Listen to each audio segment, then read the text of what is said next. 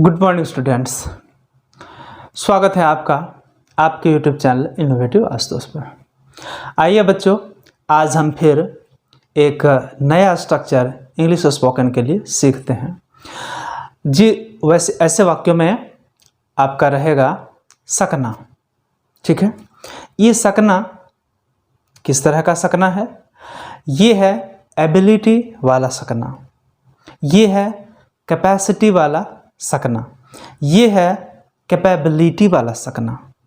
जैसे हम लोग बोलते हैं बहरा सुन सकता है, जनरली तो बहरा नहीं सुन सकता है, मतलब जो कान से ऊंचे सुनते हैं, धीरे से बोलेंगे तो आप नहीं सुन सकेगा, मतलब उसके अंदर पावर नहीं है, उनके अंदर क्षमता नहीं है, क्षमता बिल्कुल नहीं है, वो नहीं सुन सकता है। तो इसी जिसके अंदर पावर नहीं है, जब पावर की बात हो, जब क्षमता की बात हो, कैपेसिटी की बात हो, तो वैसे वाक्यों को हम कैसे बनाएंगे? बहरा सुन सकता है, a deaf can hear, a deaf can hear, एक बहरा सुन सकता है। एक मूर्ख जीत सकता है, अ फूल कैन विन, एक मूर्ख जीत सकता है, अ फूल कैन विन, विन मीन्स जीतना। इसी को हम पास्ट बना देते हैं, ठीक है। अ डीफ कुड हियर, बहरा सुन सकता था, अ डीफ कुड हियर, एक बहरा सुन सकता था। मूर्ख जीत सकता था, fool could win, fool could win, मूर्ख जीत सकता था। आइए इसको दूसरे तरीके से बनाते हैं और समझने की कोशिश करते हैं। मैं नहीं पढ़ सकता हूं, आई कैन नॉट रीड, मैं नहीं पढ़ सकता हूं, आई कैन नॉट रीड। इसी को दूसरे शब्दों में कैसे बोलेंगे? I am unable to read, ध्यान से सुनेंगे, I am unable to read, मैं नहीं पढ़ सकता हूं।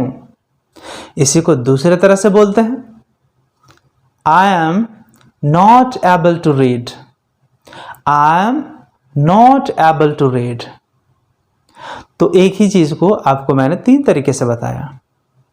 मैं नहीं पढ़ सकता हूं, आई कैन नॉट रीड, मैं नहीं पढ़ सकता हूं, I am unable to read, मैं नहीं पढ़ सकता हूं, I am not able to read, ठीक है।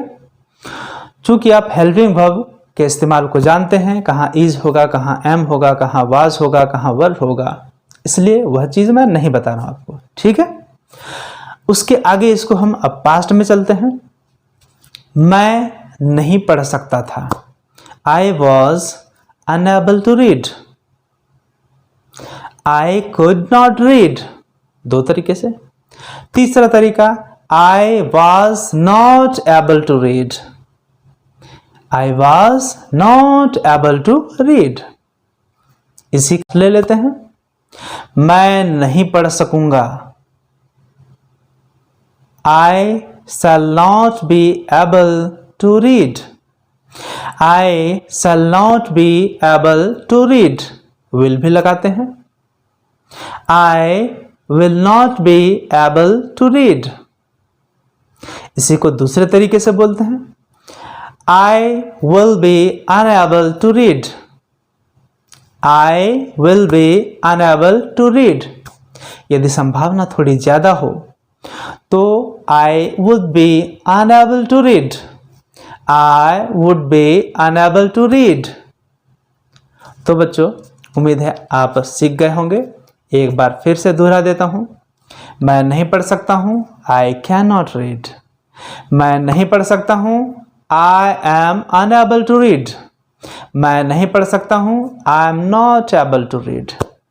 पास्ट, मैं नहीं पढ़ सकता था, I was unable to read, मैं नहीं पढ़ सकता था, I was not able to read, मैं नहीं पढ़ सकूंगा, I will be unable to read, I shall be unable to read.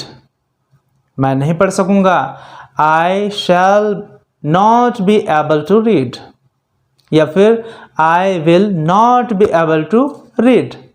या फिर मैं नहीं पढ़ सकूंगा, I will be unable to read. तो इस तरह से सब में सकना यह जो शब्द है जिसका अर्थ होता है कि उसके अंदर क्षमता है या नहीं है, तो इस तरह के वाक्यों को हम ऐसे बना सकते हैं। तो बच्चों, उम्मीद है आपको समझ में आया होगा। यदि समझ में आया तो लाइक कमेंट्स करके बताएं, ठीक है, अपने दोस्तों को शेयर करें। इस वीडियो में इतना ही, मिलते हैं अगली वीडियो में फिर कोई नई जानकारी के साथ। तब तक आप सभी का हार्दिक धन्यवाद।